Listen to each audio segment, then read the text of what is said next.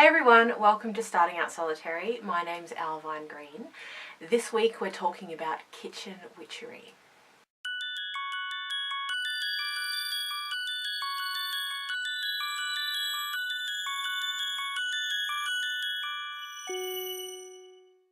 So I practice magic in the kitchen, I would say semi-regularly.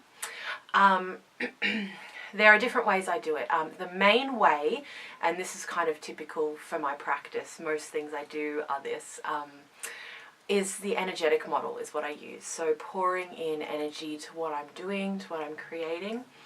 So it's very much about connecting emotionally with what I'm doing. So, you know, if I'm wanting to, I don't know, if I'm making a meal for my family and we've all had a big day, everyone's a bit stressed, that kind of thing, I will pour in energies of calm and peace and just being together and kind of creating that space. And so I'll pour that energy into the food I'm making and then give it to my family. And I have noticed that when I do this, when I pour any kind of intention into food, particularly if I'm,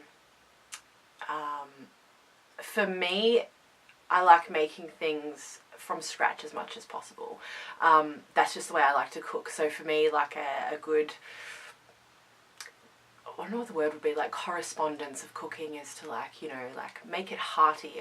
My background is European, so we always had like homemade food and, you know, that sort of thing. So especially if I'm doing food like that, I like to inject something else into it as well, because it's just a really good opportunity to. But every time I do that, I just notice that it does affect the people who eat it in the outcomes that, you know, I desire. And it's always benevolent. I never, you know, have done any kind of negative magic concerned with food. Food is sacred. So yeah, another thing that I sometimes do is we'll add ingredients with number correspondences. So for example, like 3 teaspoons of something or 7 handfuls of something, or, you know, whatever. You're basically, I mean, you can bring any correspondence into the kitchen. You can bring color correspondence, numbers, obviously your different food ingredients. I really like to look up what I'm using in a meal, or the herbs and ingredients that I use most often, and see their magical correspondences. And first of all, what I like to do is note what I feel about them, and then look up and see. And a lot of the time it's quite similar. Not always, but a lot of the time it is. So that's kind of cool as well. And so I really like cooking with herbs. I love flavor.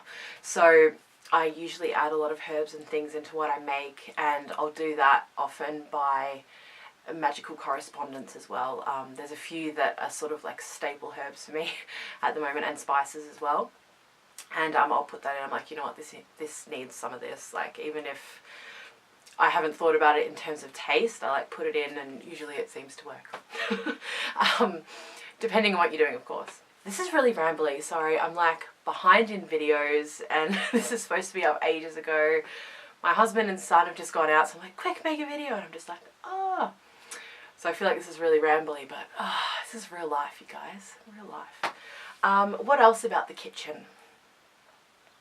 I think that's about it. So I enjoy doing all those things, or when I make teas as well. I really enjoy drinking different kind of herbal teas, and well, all kind of teas really.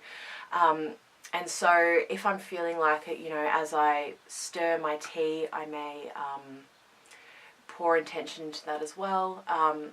For me, I almost do it subconsciously now. Like, it's when I have tea, it's my time to relax, you know, like I relax. Even if I'm not, you know, sitting on my own, or, you know, like if things are happening still, it's like a little moment of peace for me and my tea.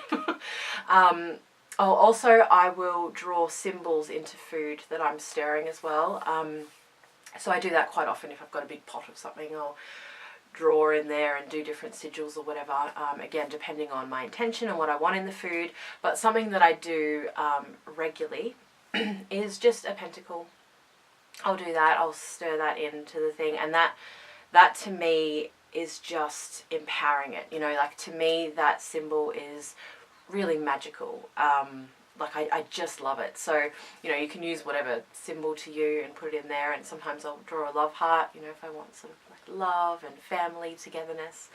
So that is Kitchen Witchery in my world. I don't think I've left anything out, but I don't know. This has been kind of crazy. I'd love to hear how you use magic in the kitchen. If you do, let me know, leave a comment down below. And obviously everyone else this week is sharing what they do in the kitchens, in their kitchens, I should say, on the channel. So check those out as well. I always find it really interesting to get new ideas and see how other people are doing things, and especially with something mundane like working in the kitchen or making things in the kitchen, because we do it all the time, right? Like we eat several times a day, and we get, you know, drink however many times a day, and so it's, to me, living a magical life is really about, you know, bringing that magic into mundane things as well, bringing it into every facet of your life. So even if you don't do it all the time, I don't do it all the time, but it's cool to get ideas and be like, oh, that's something really simple or something I resonate with, and I can do that too. So let me know if you have anything that you do. That would be cool. I love you all so much, and I will see you next week on Starting Out Solitary. Many, many blessings.